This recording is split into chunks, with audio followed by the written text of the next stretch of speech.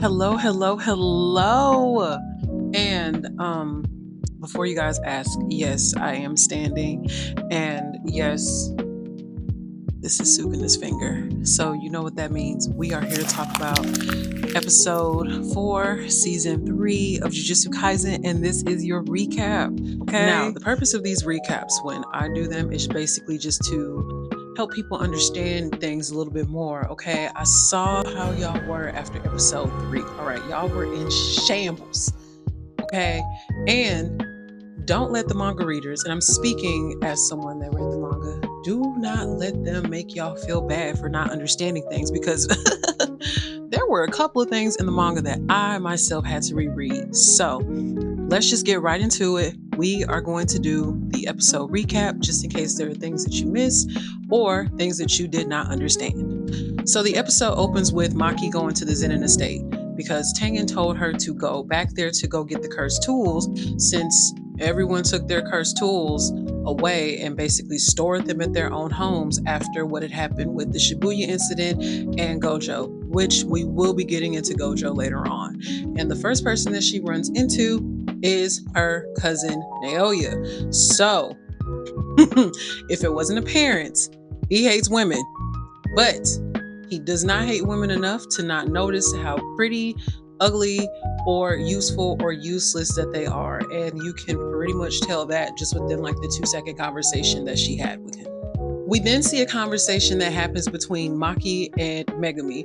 So if you guys did not understand how everything went in episode 2, I believe it was, when they did the reading of Nabito's will. Basically, if anything were to happen to Gojo, like if Gojo were to pass away or anything of the sort, Megumi would become the head of the clan. And as of right now, he's the head of the clan. And he's basically having this conversation with her. And he's like, why don't you go be head of the clan? And she's telling him like, look, you get to know all the tea on the big 3 of the families. You get to have access to all the Zenin assets. All of the Zenin assets. Let me remind y'all, Gojo's not the only one that's rich, okay? The Gojo family is not the only one that's like big and rich. The Zenin clan is rich. The Kamo clan is rich. They all got money. So she's telling him like, you can have all these things. You can also have access to the cursed tools. And he's like, you know, girl, I'm kind of not interested in that. So as they're talking, Megumi's like, you know, you should be head of the Zenin clan. That's not something that I'm interested in. Blase Skippy. And she basically tells him like, no, I can't do it because I'm not going to be able to create the atmosphere that I need to for my sister. Because that was her whole reason to go to Jujutsu Tech in the first place, was because she wanted to create a better situation, not for her, but for her sister. So later on, we fast forward, not too much later, but just a little bit. We fast forward to a conversation that is happening between Naoya and Junichi. Junichi is Toji's older brother. So these two are in fact first cousins because their fathers are brothers. And they're having the conversation of Megumi becoming the new head. On one end, it's like, you know, we can basically use him because he has not only a good relationship with the head of the Gojo clan, which is Satoru Gojo, but he also has a pretty good relationship with Noritoshi Kamo. So Junichi is like, you know, we could use that to our advantage, but Junichi tells Naoya, mind you, that there's another plan that they could go with. So Maki and Mai's father, Ogi, proposed a plan that they turn in Megumi, Maki, and Mai as traitors basically to the head so that they can be in everyone's good graces. Because the reason that Junichi pitched the idea to him of Megumi being the new head was because they are on some shaky grounds with the other 2 clans. And he's like, on one hand, we could accept him as the new head of the clan, but I don't really trust him.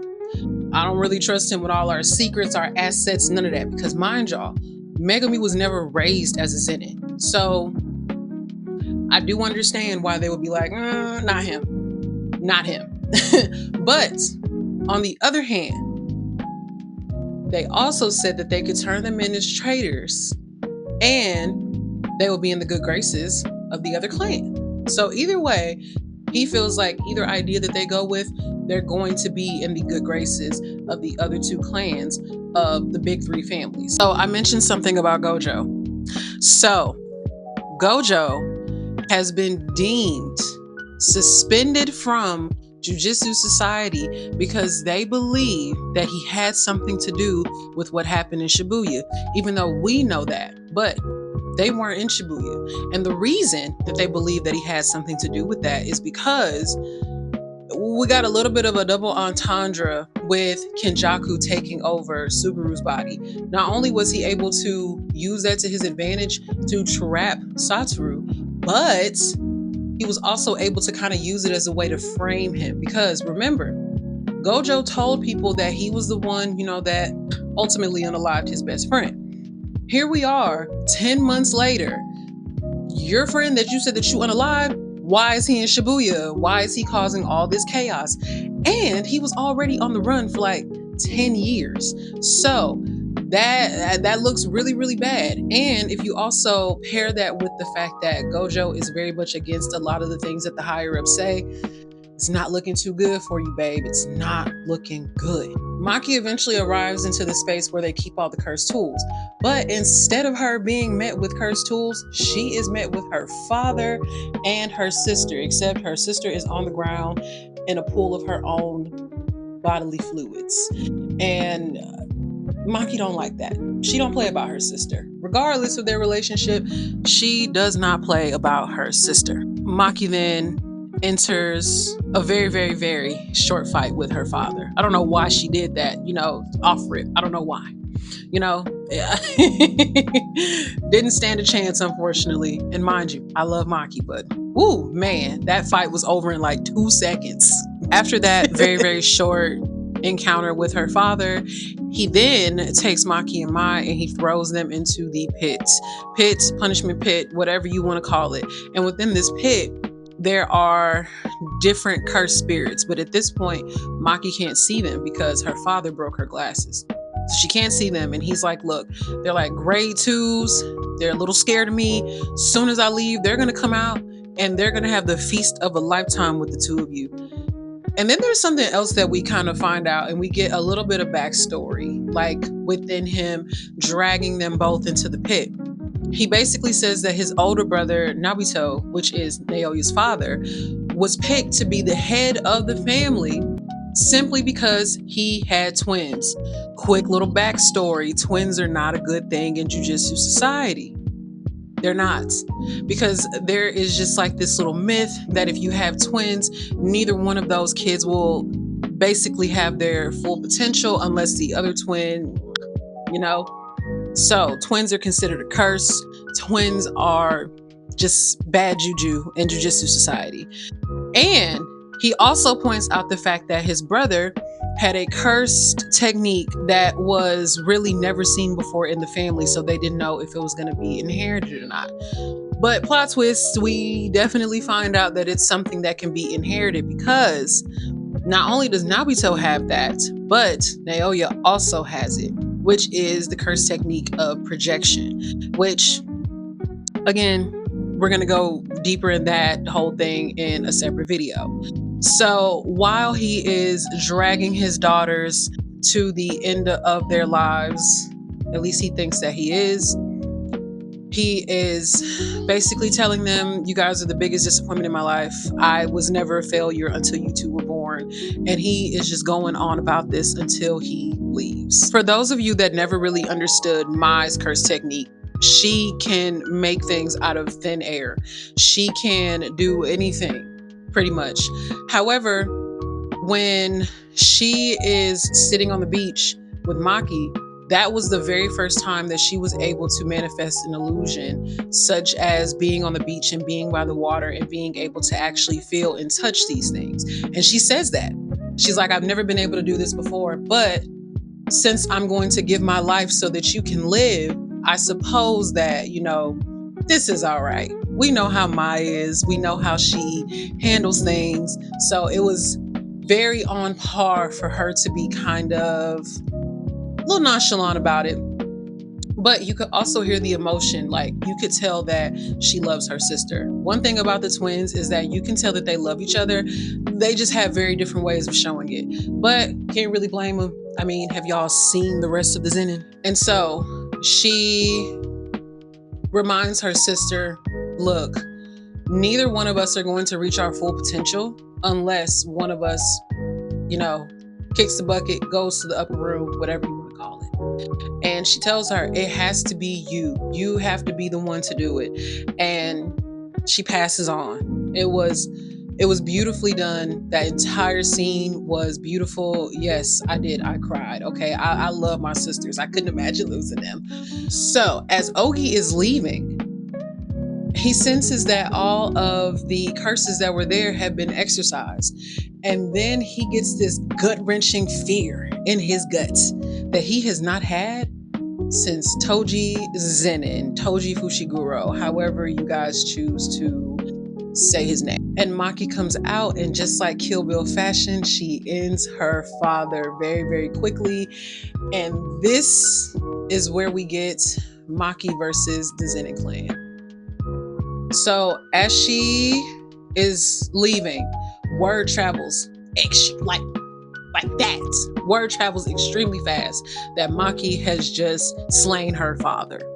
And so Ranta is the one that's like, hey, Maki's gone crazy. Like, we got to get that girl. And he is one of the members of the Hei. The Hei is the group in the Zenin clan, which basically is compiled of the strongest members of the Zenin clan. And that is going to be Naoya, Ogi, which Ogi is now in the upper room, Nabito, which was Nao's father. He's also in the upper room, thanks to Shibuya. And a few other people. Jinichi is also in there. And then there's 6 unnamed members. And then we also get another member that we're going to talk about here in a second. So another group that is in the Zenin clan is called the Kukuru. And they're basically like the Zenin clan ninjas. Maki takes all of them out. She cleared them out. Okay. So she takes them out. And then she fights the head of the Kukuru. That didn't last long. She fights everyone. No one lasted long against her. So now that she's wiped out everyone, we have Maki versus Naoya. And again, that did not last long. And what's so interesting that I made note of when it came to this was the fact that Naoya, you could clearly see that he admired Toji's strength. There was something about Toji that he definitely admired, but we don't see that. When we hear him talking in his flashback, like as a child, he's like, oh, there's this guy walking around. He has no curse energy. He's a loser, da da da da. But with the way that he was coming at Maki, and he's like, you're not Toji, you're not him, blah, blah, blah. Girl, you could never be Toji. Like, so you could tell that there was like that level of respect that he had for him because of how powerful Toji was. And he is now feeling that within Maki. But he's not going to give her props simply because there's no way that a woman could be as powerful as a man like Toji. He hates women. He hates women so bad. And then we get to him meeting his maker. Okay, the way that she punched him and how it was animated, it was beautiful, beautiful. Chef's kiss. It was beautifully done. But I think the thing that was the most beautiful part of Justice was Naoya being sent to the upper room by a woman. And even though Maki did most of the work, it wasn't Maki. It was Maki's mother. Maki, look, she had enough strength left to take somebody with her. And that was beautiful. It was beautifully done. So we're going to talk about the few notes that pop up at the end of the episode. I want to say either before or after Maki gives Mai's body to her best friend Momo, which that part also had me a little watery eyed because it's like, dang, I couldn't imagine me pulling up with any of my close friends and her sister is like, here girl, like here's your bestie, like I would lose it. So basically the entire Zenin clan was found unalive. They all went to the upper room. They all got a seat in the upper room, every single one of them. And they accounted for all the members of the crew. They also accounted for the Hey members, and they also accounted for the potential heir, which was, hell yeah, they accounted for everyone. Everyone was gone, done for. But they also said that they don't know who did it because the only cursed energy that was found and that was left, the only residuals that they were able to find were from the cursed tools. Because let's keep in mind, baby girl has heavenly restrictions. She has a heavenly pact. So therefore, she does not have cursed energy. So she wouldn't be able to leave behind any residuals if she herself does not have cursed energy. Yes, you guys are getting it. You guys are following along. So with that also being said, they don't know who did it. Like they have absolutely no idea who would have done this to the Zenin clan. Because again, the Zenin clan has beef with the Gojo clan and the Kamo clan. But it could also just be other people because the Zenin clan, they were not nice people. They were not good people. So they don't know who it could have been. So days following what had happened with the Zenin clan, the Gojo clan and the Kamo clan meet and they call a meeting with headquarters, which, you know, the higher ups. And they want to have the Zenin clan removed from the big three families. Y'all, ain't that crazy? Because they prided themselves on that. That is something that you could not take away from those people. And now look at here. We got what? 2 Zenin members left. We got Maki Zenin and Megumi Fushiguro. That's it. 2. And one of them's the head and he doesn't even want to be the head. That is all for this recap. If you guys have any questions in regards to Jujutsu Kaisen, please be sure to let me know in the comments. I love talking to you guys. And I will be back next week for the episode. What's the next episode? 5. I will be back with an episode 5 recap after that.